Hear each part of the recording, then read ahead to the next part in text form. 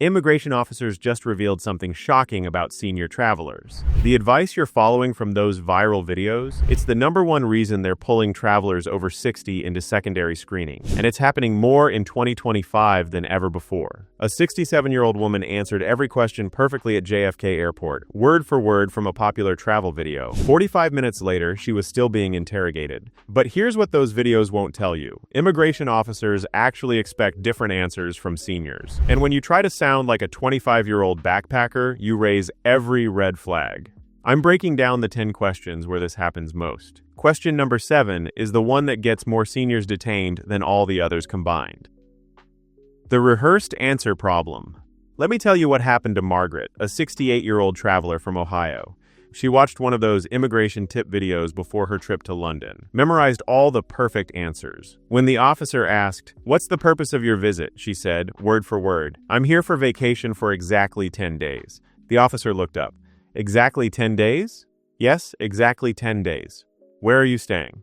"I'm staying at the Premier Inn in central London." Perfect answer, right? Wrong. 20 minutes of additional questioning later, she finally got through. Why? Because she sounded rehearsed. Here's what immigration officers told me directly.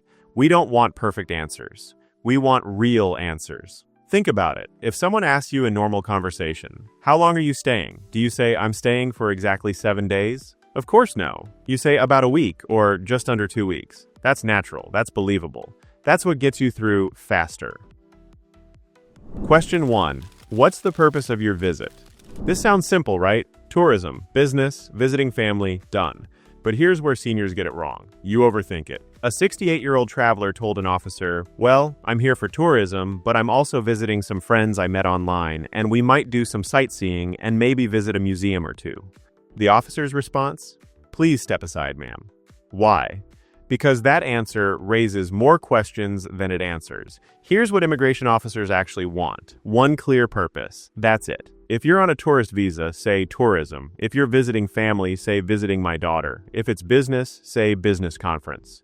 One sentence, no elaboration, no life story. The mistake seniors make is thinking more detail makes you sound more credible. It doesn't. It makes you sound uncertain. And uncertainty is what triggers additional questions. Rule of thumb, match your visa type. One clear word or phrase, then stop talking.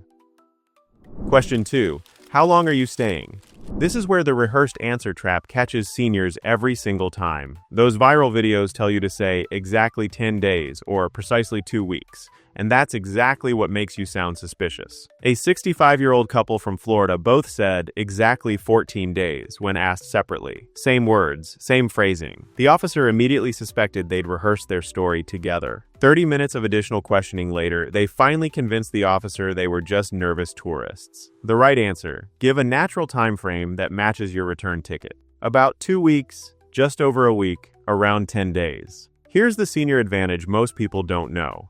Officers actually expect you to be slightly less precise with dates. You're not 25 years old with every detail memorized. It's normal for you to say about or around. Use that to your advantage. Sound human, not robotic. Question 3. Where are you staying? Hotel name. That's all they need. But here's where seniors panic and start over explaining. "I'm staying at the, let me check. I think it's the Premier Inn, or maybe it's the Holiday Inn. My daughter booked it. It's somewhere near the city center. I have the address here somewhere." Stop. Just stop. That answer makes you sound disorganized and unprepared. And disorganized travelers get extra scrutiny.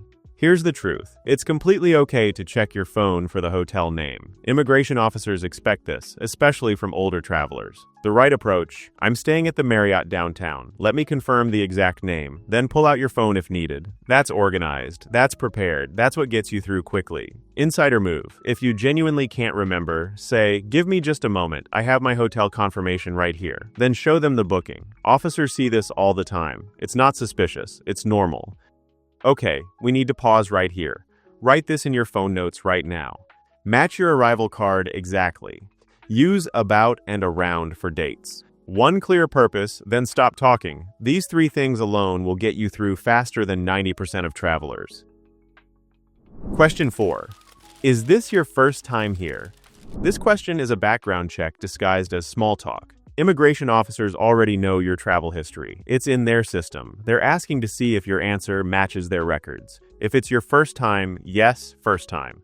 If you've been before, I visited 2 years ago, or I was here last summer. That's it. No stories, no uncertainty, no rambling about how wonderful your previous trip was. If you honestly can't remember the exact year, it's okay to say, I've been here before. I believe it was about 5 years ago.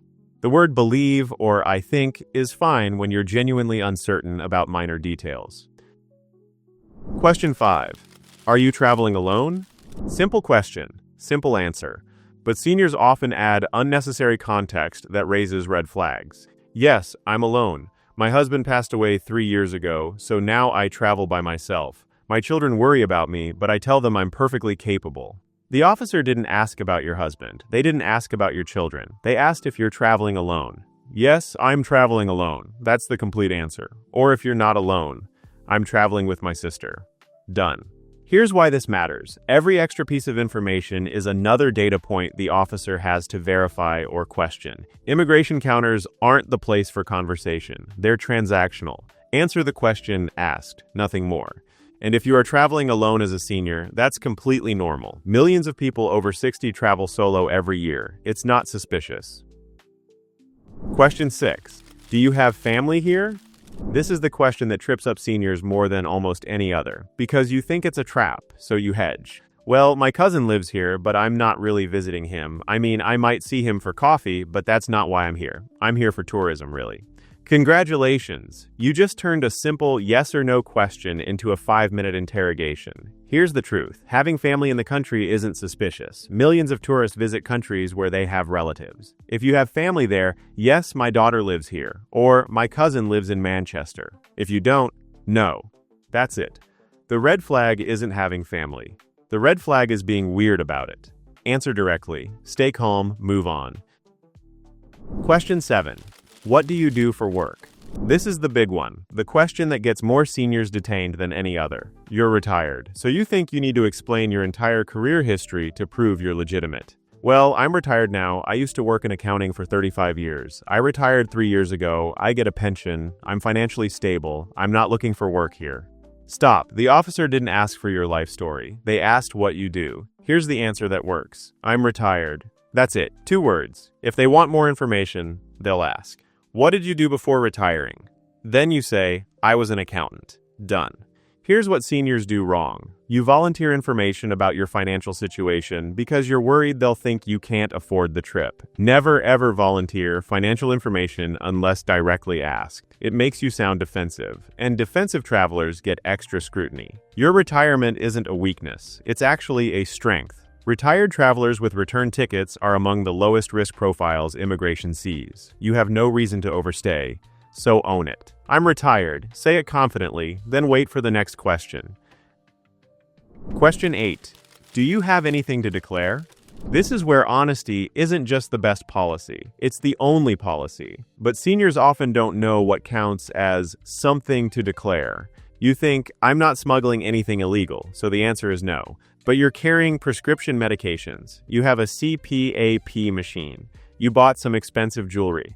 Those might need to be declared depending on the country and the value. Here's the mistake. You say no because you don't think your items count. Then they find them during a random bag check. Now you've got a problem. Rule of thumb. When in doubt, declare it. I have prescription medications for personal use. That's not suspicious. That's normal. Millions of seniors travel with medications. I'm carrying a CPAP machine for sleep apnea. Also normal. Also not suspicious.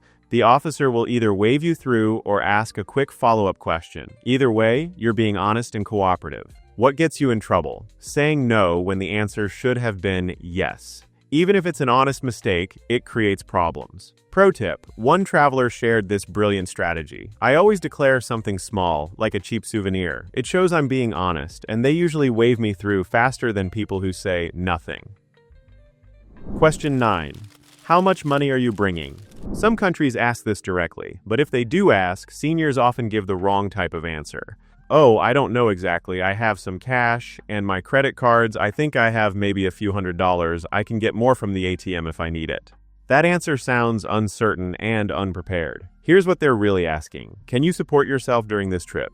The right answer, I have sufficient funds for my trip, or I'm carrying about $500 in cash plus credit cards. Be general but confident. You don't need to tell them your exact bank balance. You just need to demonstrate you've thought about this and you're prepared.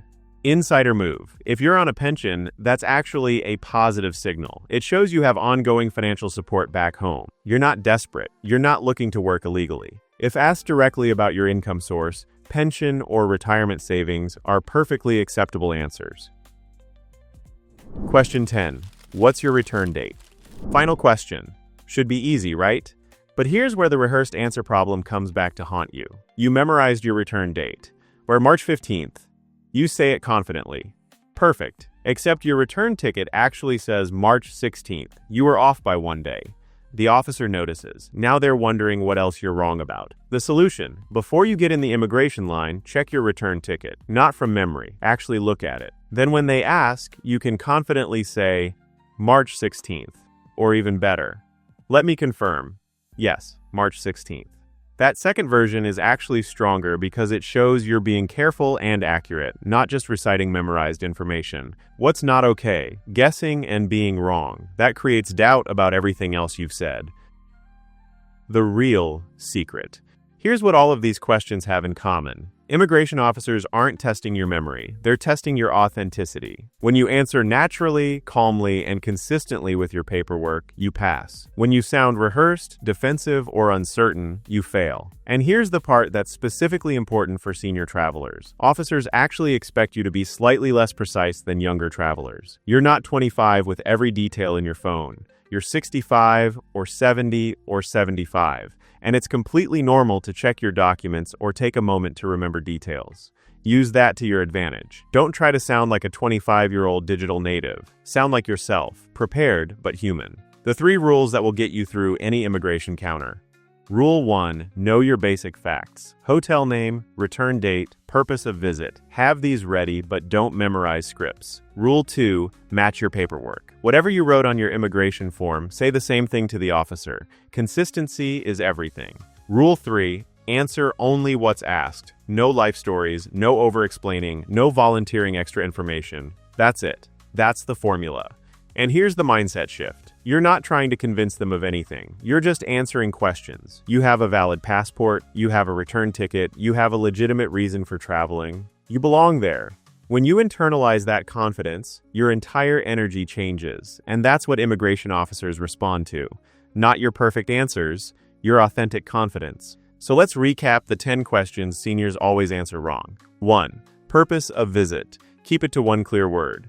2. How long are you staying? Use natural time frames, not exact numbers. 3. Where are you staying? Hotel name, check your phone if needed. 4. First time here, simple yes or no, brief time frame if you've been before. 5. Traveling alone, yes or no, no life story. 6. Family here, direct answer, no hedging. 7. What do you do? I'm retired, 2 words. 8. Anything to declare. When in doubt, declare it. 9. How much money? General but confident answer. 10. Return date. Check your ticket first, then answer accurately. Master these 10 questions, and you'll breeze through immigration while everyone else is getting detained. Now, knowing these immigration questions won't matter if you get stopped at TSA before you even reach your gate. Most seniors are packing medications right now that TSA is confiscating on site in 2025. And number 2 on that list, 60% of travelers over 65 are carrying it. A 72-year-old diabetic spent 2 hours detained at Dallas-Fort Worth. She had perfect documentation and still missed her daughter's wedding. So, I suggest to watch this next. TSA just banned these 8 senior medications. I'll show you which ones are being flagged and the exact phrase that gets you through security without drama. Your daily pill organizer might be the problem. Don't find out at the airport. See you next.